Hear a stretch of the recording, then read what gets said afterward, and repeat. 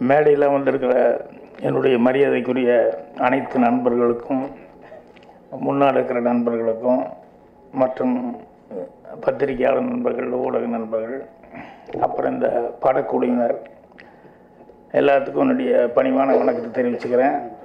ஒரே ஒரு பாட்டு பாடி அந்த ஒரு பாட்டுக்கு ஆடினா கூட மேனான்னு ஒரு ஆர்டிஸ்ட் வந்திருக்காங்க, அவங்களுக்கு ஒரு ஸ்பெஷல் வணக்கத்தை தெரிவிச்சுக்கிறேன். ஒரு பாட்டு தான் இருந்தாலும் அவங்க நியாயமாக முதல்ல கூப்பிட்டு கௌரவிச்சிருக்கணும். ஸோ இந்த விழா மேடை ஒரு மகிழ்ச்சியாக ஸ்டார்ட் ஆகுதுன்னு நினச்சிக்கிட்டு இருந்தேன். திடீர்னு விவாதம் மேடை மாதிரி ஸ்டார்ட் ஆச்சு. ஐயோ என்னடா இது, ஆளாளுக்கு காரசாரமாக கோபதாபமாக பேசுகிறாங்களே அப்படின்னு சொல்லி நினச்சிக்கிட்டே இருந்தேன். அப்புறம் இப்படியே தான் கன்னியூ ஆகுமோ அப்படின்னு நினச்சிக்கிட்டு இருந்தேன். ஆனால் ரொம்ப மகிழ்ச்சியான ஒரு இது இப்படி இருக்குதே அப்படின்னு நினைக்கும் போது ரொம்ப நெகிழ்ச்சியாக ஒரு சமாச்சாரம் நடந்தது. அது நம்மளுடைய அபி சரவணன் அப்படின்னு சொல்லிட்டு அவரும் அவருடைய நண்பர்களும் சேர்ந்து ஒரு கஷ்டப்படுற ஒருத்தருக்கு உதவி பண்ணதுங்கிறதுக்கு அதுதான் இந்த விழாவினுடைய ஹைலைட்டாக நான் நினைக்கிறேன். ஏன்னா அடுத்தவங்க கஷ்டப்படுறவங்களுக்கு அந்த உதவி செய்கிற மனப்பான்மை அப்படிங்கிறது அது அவங்க வந்தவங்களும் பெரிய ஆட்கள் கிடையாது. ஆனால் அவங்க செய்யணும் அப்படின்னு சொல்லி இங்கே செஞ்சதுங்கிறது அவ்வளோ மனசுக்கு நிறைவான ஒரு சமாச்சாரமாக இருந்தது. அதனால் எனக்கு உடனே தோணுச்சு, இன்னும் எனக்கு தெரிஞ்சு அபி சரவணன் என்ன படம் நடித்தார், என்ன எந்த அளவுக்கு எனக்கு ஒன்றுமே தெரியாது. இப்போவே இப்படி பண்ணுறாருன்னா இவர் அல்லவா சூப்பர் ஸ்டார் ஆகணும் அப்படின்னு நான் நினச்சிக்கிட்டேன். ஏன்னா இந்த மனசு இருக்கவங்க சூப்பர் ஸ்டார் ஆனால் இன்னும் எத்தனை பேர்த்துக்கு எவ்வளோ செய்ய முடியும் அப்படின்னு சொல்லிட்டு எனக்கு இந்த வாய் முகூர்த்தம்னு சொல்லுவாங்களே, அது நான் சொன்னால் ஏதாவது ஒன்று நடக்கும் கரெக்டாக. அந்த மாதிரி அவர் கண்டிப்பாக ஒரு பெரிய ஸ்டார் ஒரு ரேஞ்சுக்கு வருவார் அவர். ஏன்னா உளமாற சொல்லக்கூடிய வார்த்தைகள், அதனால் அது கண்டிப்பாக நடக்கும். ஐயோ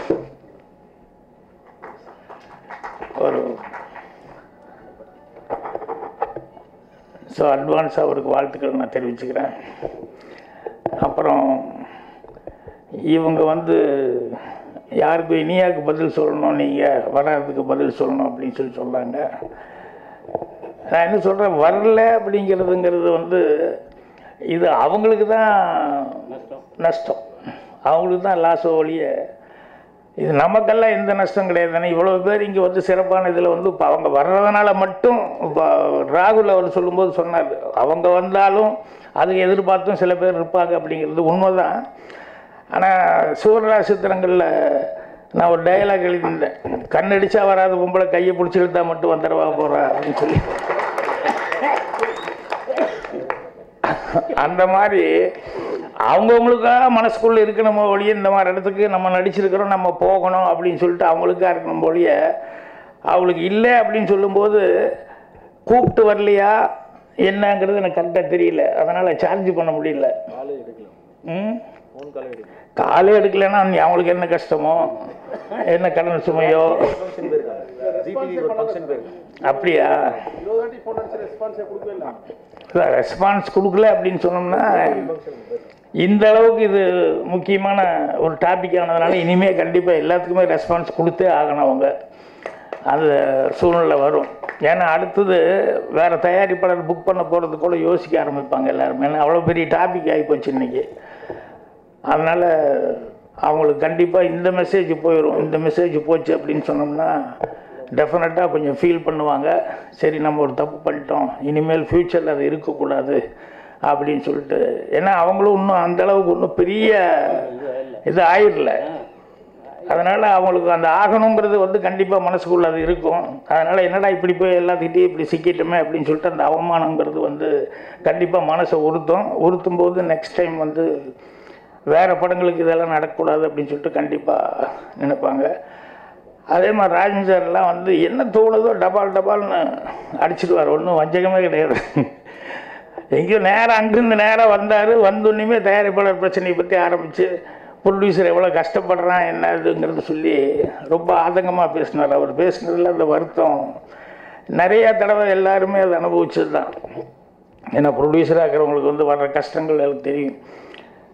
நான் ஒரு இடத்துல ஷூட்டிங் ஸ்பாட்டில் என்னோடய ஆர்டிஸ்ட்டு காம்பவுண்டு தாண்டினா அவங்க வீடு 1500 பெட்ரோல் கேட்டாங்க. இந்த காம்பவுண்ட்லேருந்து அந்த காம்பவுண்டு அப்படி போய் சேரணும். அங்கேருந்து இங்கே வர்றாங்க. ஏன் ஒரு 500 சொல்லி ப்ரொடக்ஷன் மேனேஜருக்கு சொல்கிறாரு. இல்லை அது எப்போ ஒரே ரேட்டு தான், 1500 எங்கேருந்து வந்தாலும் அப்படி தான் அப்படின்னா. ஸோ அந்த மாதிரி பெரிய ஆர்டிஸ்ட்டுகளே சில நேரங்களில் இப்படி ஒரு சின்ன விஷயமா அந்த மாதிரி நல்லா நடந்துக்கிறது உண்டு. ஸோ இந்த மாதிரி ப்ரொடியூசர்கள் வந்து அவ்வளோ சிரமங்கள் இருக்குது. அடுத்துல சின்ன ப்ரொடியூசர்களை பற்றி பேசும்போது சொன்னாங்க, நான் ஏன் கேட்குறேன்னா, நீங்கள் எல்லாம் இருக்கிறீங்க, தேட்டர்களில் கண்டிப்பாக ஒரு சின்ன படம் எப்பவும் ஓடிக்கிட்டே இருக்கணும் அப்படின்னு சொல்லிட்டு ஏன் ஒரு சட்டம் போடக்கூடாது? எப்போ பாரு பெரிய படம் தான் ஓடிட்டு இருக்கணும் அப்படிங்கிறது அது நீதி இல்லையே. உங்கள் தேட்டரில் சின்ன படமும் ஓடணும் அப்படின்னு சொல்லி சின்ன படத்துக்கு நீங்கள் வந்து கொடுக்கணும். ஒரு ஷோ வந்து முக்கியமான ஷோ ஏதாவது ஒரு பண்ணுறேன்னா காலை காட்சி வந்து நீ வேணா கொடுத்தீங்கன்னா காலை காட்சிக்கு யார் வர போகிறா? பெரிய படத்துக்கு வந்து காலை காட்சிக்கு பெரிய ஆர்டிஸ்ட்டுக்கு வந்து வருவாங்க. நீ அவனை கொண்டு போய் காலையில் கொண்டு போய் விட்டுட்டு அப்புறம் அவனுக்கு வந்து யாரும் கூட்டம் வரலன்னா இல்லை கூட்டம் வரல நான் தூக்கிடுறேன்னு சொன்னேன் இப்படி. அதனால் கண்டிப்பாக சின்ன படத்துக்கு வந்து எந்த தேட்டராக இருந்தாலும் கண்டிப்பாக ஒரு நல்ல தேட்டர்களில் வந்து அந்த 12:30 மணி ஷோ இல்லைன்னா ஒரு 3 மணி ஷோ இல்லைன்னா ஏதாவது ஒரு ஷோ அந்த அவங்களுக்கு வந்து ஒதுக்கி கொடுத்தாங்க அப்படின்னு சொன்னோம்னா நிச்சயமாக சின்ன படங்கள் வந்து ஓடுறதுக்கு. ஏன்னா இப்போ மவுத்து டாக் வர்றதுக்குள்ளேயே வந்து அவங்க டக்குன்னு வாங்கி மாற்றிடுறாங்க. இந்த மவுத்து டாக்கோடு இல்லாமல் இன்னொரு டாக் ஒன்று இருக்குது. என்னென்னா இந்த புதுசாக எவனா ஒருத்தனை கமெண்ட் பண்ணால் அவன் கொஞ்சம் காசு கொடுக்குறான் போலுக்கு. அதனால் 3 நாள் 4 நாள் இல்லைப்பா சரியில்லைன்னு சொல்லிட்டு டப்புன்னு அவங்ககிட்ட கொஞ்சம் காசு வாங்குறது. இப்படியெல்லாம் சில விஷயங்கள் நடக்கிறதா சொன்னாங்க. அதுதான் ரொம்ப மனசுக்கு கஷ்டமாக இருந்தது. அதனால் ப்ரொடியூசர்ஸ் கவுன்சிலில் முதல்ல வந்து சின்ன படம் ஓடணும் அப்படின்னு சொன்னோம்னா கண்டிப்பாக தேட்டர்களில் வந்து அவங்களுக்கு முன்னுரிமை கொடுக்கணும். சின்ன படம் எடுக்கிறவங்க வந்து கண்டிப்பாக ஒவ்வொரு தேட்டர்லேயும் ஏதாவது ஒரு படம் வந்து ஓடிக்கிட்டே இருக்கணும். அதுக்கான வாய்ப்புகள் நீ கொடுத்துட்ருக்கணும் அப்படின்னு சொல்லி வச்சோம்னா, ஏன்னா கூட்டம் வர்றதும் கூட சில நேரங்களில் தேட்டரை பார்த்து தான் வர்றாங்க. ரொம்ப சில தேட்டர்களுக்கு வந்து கூட்டமே வர்றதில்லை.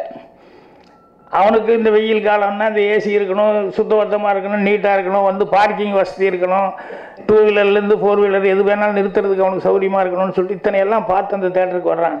அதனால் நல்ல தேட்டர்கள் அப்படிங்கிறது வந்து சின்ன படங்களுக்கு ரொம்ப அத்தியாவசியமாகப்படுது. ஸோ அது வந்து இப்போ இவரெல்லாம் பேசுனதுனால எனக்கு நானும் ரொம்ப நாளாக சொல்லணும்னு நினச்சிக்கிட்டு இருந்தேன். பட் இவங்க பேசுகிற இடத்துக்கெல்லாம் நான் அதிகமாக போக முடியறதில்லை. இனிமேல் எங்காவது போகும்போது கண்டிப்பாக அதில் வந்து இல்லைனாலும் இந்த மாதிரி மீட்டிங்லேயாவது வந்து அவசியம் வந்து சொல்லணும். ஸோ இந்த படத்தை பொறுத்த வரைக்கும் சதுர அடி 3500ன்னு சொன்னோன்னே என்னடா அது ஒரு சஸ்பென்ஸ் டைட்டிலாக இருக்கு அப்படின்னு நினச்சேன். இந்த வருஷமே ஒரு சஸ்பென்ஸான வருஷம்தான் 2017ங்கிறது. நான் ஜெயலலிதா அம்மா ஆஸ்பத்திரியில் இருந்தது சஸ்பென்ஸான ஒரு சமாச்சாரமாக இருந்தது. அப்புறம் அவங்க இப்படி போனாங்களா அப்படி போனாங்களா எப்படி போனாங்கன்றது கடைசி வரைக்கும் அது ஒரு சஸ்பென்ஸாக இருந்தது. அப்புறம் அவங்களுக்கு அப்புறம் இவங்க வருவாங்களா அவங்க வருவாங்களா அப்படின்னு சொல்லிட்டு அது ஒரு பெரிய சஸ்பென்ஸாக இருந்தது. அப்புறம் இவங்க எங்கே ஏறி உட்காருவானாங்க, அப்புறம் திடீர்னு அவங்க அங்கே போய் சேர்ந்துருவாங்க அப்படின்னு சொல்லிட்டு அது ஒரு சஸ்பென்ஸாக போச்சு. இப்படி ஒவ்வொன்றும் சஸ்பென்ஸாக போயிட்டுருக்கு. இப்போ ஆகஸ்ட் 5ஆம் தேதிக்கு மோடிக்கு, அதாவது வெங்கையா நாயுடுக்கு அவங்க கட்சியில் இருக்கிறவங்களே சில பேர் ஓட்டு போடுவாங்களா இல்லையாங்கிறது அது ஒரு சஸ்பென்ஸாக போயிட்டுருக்கு. அது இல்லை இவங்க மாற்றி போடுவாங்க அப்படின்னு சொல்லிட்டு அப்படி ஏகப்பட்ட சஸ்பென்ஸுகளோடு போயிட்டுருக்கிற நேரத்தில் இப்படி ஒரு படம் அந்த டைட்டிலோடு வந்திருக்கிறதுங்கிறது. ட்ரெய்லரை பார்த்தேன். ட்ரெய்லரை பார்த்தப்போ உண்மையிலேயே டெக்னிக்கலாக வந்து ரொம்ப அழகாக டைரக்டர் ஜெய்சன் அவர்கள் வந்து பண்ணியிருக்காங்க அப்படின்னாங்க. அது யார்கிட்ட வேலை பார்த்தா எப்பவுமே எங்காவது வந்தால் அவங்களுடைய ஆர்ஜின் என்ன அப்படிங்கிறது தான் பார்ப்பேன். எந்த டைரக்டர்கிட்ட வேலை பார்த்து வந்தாங்க என்னன்னு சொல்லிட்டு கேட்பேன். அப்புறம் அவர் திடீர்னு மலையாளத்தில் சம்சாரிச்ச மாதிரி இருந்தது. கேரளாவோ? அதுதான். ஸோ அதனால் இங்கே இல்லை, அங்கே யாருக்கிட்ட ட்ரைனிங் ஆனீங்க? எந்த டைரக்டர்கிட்ட ஒர்க் பண்ணீங்க?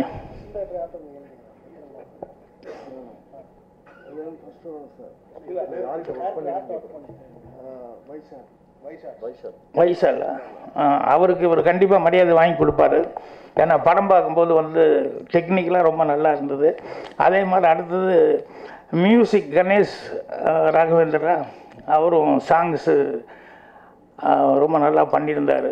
சாங்ஸு பிஜிஎங்கள் எல்லாமே லிரிக்ஸ் அதெல்லாம் புரிகிற அளவுக்கு இருந்தது. முத்துக்குமார் தான் பாட்டு எழுதினார்னு சொல்லி அவர் கொஞ்சம் வருத்தத்தோடு சொல்லிட்டு இருந்தார், அவர் இந்த நேரத்தில் இல்லையே அப்படிங்கிறது. ஸோ படம் பார்க்கும்போது அது எல்லாமே ரொம்ப அட்ராக்ஷனாக இருந்தது. நிகில் அவர் ஃபஸ்ட் டைம் நடிச்சிருக்காரு. ஆனால் ஃபஸ்ட் டைம் நடித்தாலும் கொஞ்சம் ஃப்ரீயாக நடித்த மாதிரி இருந்தது. ஸ்டண்ட்டுகின்ட்டு எல்லாமே அந்த ரியாக்ஷன்ஸு அது எல்லாமே கொஞ்சம் நல்லா ஃப்ரீயாக ஆக்ட் பண்ண மாதிரி இருந்தது. ஸோ இந்த சதுரடி வந்து ராகுல் வந்து அவர் எனக்கு தெரியாது, இங்கே வந்து தான் நான் பார்த்தேன். ஏன்னா கோபி இல்லை பேசும்போது கவனிச்சுக்கிட்டேன், கோபியும் நம்ம இவர் சுபாஷும் அவர்களும் வந்து வரணும்னு சொல்லி கேட்டாங்க. சரின்னு சொல்லி வந்தேன். அப்புறம் இங்கே வந்ததுக்கப்புறம் வந்து பார்த்தேன், அந்த இதே ரொம்ப நல்லா இருந்தது. அந்த டைட்டில் வச்சுருக்காங்களே ரைட் வியூ அப்படின்னு சொல்லி போட்டு சினிமாஸ் அப்படின்னு சொல்லி. ஸோ ரைட் வியூங்கும் போது உண்மையிலேயே அந்த மாதிரி பேர் பார்த்தோன்னே அது கரெக்டு ரைட் வியூவில் தான் இருக்கும் படம் எடுக்கிறது கூட அப்படிங்கிற மாதிரி ஒரு சென்டிமெண்ட்டாக இருந்த ஒரு ஃபீல் வந்தது. அப்புறம் தான் ராகுல் ரிலீஸ் அப்படிங்கிறது வந்தால் அவர் பேசும்போது அவர் ஒரு தயாரிப்பாளர் அதோட டைரக்டர் அப்படிங்கிறது பார்த்தேன். எப்படி இவர் நமக்கு தெரியாமல் இருந்தது, நம்ம மீட் பண்ணவே இல்லை எங்கேயுமே அப்படின்னு சொல்லிட்டு. இப்போ அவர் பேசுனதுக்கப்புறம் தான் அவருடைய அந்த ஜித்தனை, ஆமாம் ஜித்தனெல்லாம் போய் போட்டு பார்க்கணும் அப்படின்னு சொல்லி தோணுது. ஏன்னா சில பேர் வந்து நமக்கு அறிமுகம் இல்லாமல் போயிடும். அப்புறம் சில பேர் வந்து இந்த மாதிரி படங்கள் இந்த மாதிரி ஃபங்க்ஷன் இதில் எல்லாம் பார்க்கும்போது அவங்கள பற்றி எல்லாம் தெரிஞ்சுக்கணும்னு தோணுது. இன்றைக்கி அவர் பேசும்போது அவர் வந்து நிறைய விஷயங்கள், நிறைய சப்ஸ்டன்ஸ் இருக்கிற மாதிரி என்னால் ஃபீல் பண்ண முடிஞ்சது. ஒரு யார்கிட்ட நீங்கள் ஒர்க் பண்ணது? வின்சென்ட் செல்வாகிட்டியா? நான் அவர் கூட இவரை பார்க்கல நினைக்கிறேன். அவர் கூட 2-3 சிட்டிங் உட்காந்துருக்கிறேன் நான். பட்டு பார்த்தனா இல்லையான்னு தெரியல, ஞாபகம் இல்லை. ஸோ அவர் சொன்னதில் வந்து சாந்தனு கூட படம் பண்ணலான்ட்டு இருந்தேன். ஃபஸ்ட் டைம் கதை சொன்னார், பெட்டர் லேட் தென் நெவர். அதனால் நீங்கள் கூடி சீக்கிரம் பண்ணலாம் சாந்தனு கூட. அதனால் அவனும் நல்ல ஸ்கிரிப்டுக்காக தான் வெயிட்டிங்கில் உட்காந்துருக்கான். அதனால் கண்டிப்பாக அதுவும் நடக்கும். இந்த படத்தை வந்து எனக்கு ரொம்ப பிடிச்சது என்ன அப்படின்னா, கோபி அவர்கள் வந்து பேசும்போது சொன்னார், சார் இந்த படம் பார்த்துட்டு நாங்களே ரிலீஸ் பண்ணலான்னு சொல்லி டிசைடு பண்ணோம் அப்படின்னாங்க. அப்போ அதே என்னென்னா, ஒரு எக்ஸ்பீரியன்ஸ் உள்ளவங்க, இவரும் ஒரு டைரக்டராக இருந்துட்டு ராகுல் அவர் ஒரு ப்ரொடியூசராகவும் இருந்துக்கிட்டு வேற ஒரு படத்தை பார்த்துட்டு இந்த படத்தை கண்டிப்பாக நம்ம ரிலீஸ் பண்ணலாம் அப்படின்னு சொல்லி வாங்கியிருக்காங்க அப்படிங்கிறது அது ஒன்றே போதும். படம் ரொம்ப தரமாக இருந்திருக்கும். அவ்வளோ இம்ப்ரெசிவ் இல்லைன்னு சொன்னோம்னா கண்டிப்பாக வந்து நம்ம எதுக்கு கையை சுட்டுக்கணும், நம்ம எதுக்கு ரிஸ்க் எடுக்கணும் அப்படின்னு சொல்லி நினைப்பாங்க. அப்படி இல்லாமல் வந்து இன்னொரு படத்தை வந்து தைரியமாக நம்ம செய்யலாம் அப்படின்னு சொல்லும்போது படம் எந்தளவுக்கு அவங்களுக்கு ஒரு மனசுக்குள்ள ஒரு பாதிப்பு கொடுத்துருக்கும் அப்படிங்கிறது என்னால் உணர முடியுது. அந்த மாதிரி சில படங்கள் எல்லாம் வந்து இப்படி வெளியிருந்து ஒருத்தர்கிட்ட வரும்போது, நான் சில படங்கள் எல்லாம் கூட சித்திரம் பேசுதடி அந்த படம் ஃபஸ்ட்டு மிஸ்கின் ரிலீஸ் பண்ணப்போ ப்ரிவியூ கூப்பிட்டப்போ நான் போய் பார்த்துட்டு என்னையே இப்படி போய் இதை ரிலீஸ் பண்ணிட்டு 1வது நாள் 2வது நாள் இப்படி சொல்கிறீங்க அப்படின்னு சொல்லிட்டு இதை வந்து ஒரு வாரம் வந்து 10 நாள் முன்னால் சொல்லி இந்த படத்தை போட்டு இது நாங்கள்லாம் அதை பற்றி நிறைய பேசுனதுக்கப்புறம் நீ ரிலீஸ் பண்ணி தான் அவ்வளோ நல்லா இருந்திருக்கும் அப்படின்னு சொல்லிட்டு இப்படி மிஸ் பண்ணிட்டு நல்ல படத்தை வந்து யாருக்குமே கரெக்டான முறையில் பாப்புலாரிட்டி பண்ணாமல் அது கரெக்டான ப்ரொமோஷன் கொடுக்காம நீ பண்ணிட்டே அப்படின்னு சொன்னதுக்கப்புறம் நாங்கள் அதெல்லாம் பேசினேன். நான் அப்புறம் இது வந்து தெரியாமல் போயிடுச்சு. தெரிஞ்சிருந்தால் இந்த படம் மிகப்பெரிய லெவலில் போடுறதுன்னா அதுக்கப்புறம் உடனே அவர் ஆஸ்கர் ரவிச்சந்திரன் வந்து நான் பேசுனதெல்லாம் பார்த்துட்டு உடனே படத்தை போடுங்கன்னு சொல்லி போட்டு அதுக்கப்புறம் செகண்ட் ரிலீஸ் பண்ணார் மறுபடி வாங்கி ஒரு கேப் விட்டு. அதுக்கப்புறம் பெரிய ஹிட் ஆச்சு அந்த படம். அது மாதிரி சில படங்களுக்கு வந்து கரெக்டான அறிமுகம் இல்லைன்னு சொன்னோம்னா திடீர்னு அந்த படத்துக்கு வந்து வெற்றி கிடைக்கிறதுக்கு இதாயிரும். இப்போ இது வந்து என்னென்னா இவங்க கோபி அவங்க படம் பார்த்துருக்காங்க, படம் பார்த்துட்டு பண்ணுறாங்க அப்படின்னு சொல்லும்போது டெஃபினட்டாக நல்லாயிருக்கும் அப்படின்னு சொல்லிட்டு இப்போ எனக்கே கூட படம் பார்த்ததுக்கப்புறம் இந்த டைட்டில் வந்து முதல்ல ஒரு சின்ன ஒரு சஸ்பென்ஸ் இருந்தது. அப்புறம் இப்போ ட்ரெய்லர்லாம் பார்த்ததுக்கப்புறம் இவங்க இது மாதிரி வாங்கியிருக்காங்க அப்படின்னு சொல்லும்போது எனக்கே படம் பார்க்கணும் அப்படின்னு சொல்லிட்டு ஒரு ஆர்வம் வந்து வந்திருக்கு. அதனால் நிச்சயமாக இந்த படம் வந்து ஆடியன்ஸ்கிட்டே ஒரு நல்ல எதிர்பார்ப்பு வந்து கொடுக்கும்னு நினைக்கிறேன். ஏன்னா பப்ளிசிட்டி இப்போ இவங்கெல்லாம் பேசுனது கொஞ்சம் விவகாரமான பிரச்சனையெல்லாம் வேறு பேசியிருக்காங்க. அதெல்லாம் யூடியூப்பில் போகும்போது எல்லா மேட்டர்களும் வந்து கண்டிப்பாக வந்து இந்த படத்தில் தான் பேசினாங்களா சதுரடி 3500 அப்படின்னு சொல்லி மைண்டில் நல்லா ரெஜிஸ்ட் ஆகும். அதனால் படத்தின் வெற்றி விழாவில் மீண்டும் சந்திக்கணும் அப்படின்னு சொல்லிட்டு ஆர்வத்தோடு என்னுடைய நல்வாழ்த்துக்களை தெரிவிச்சுக்கிறேன். நன்றி, வணக்கம்.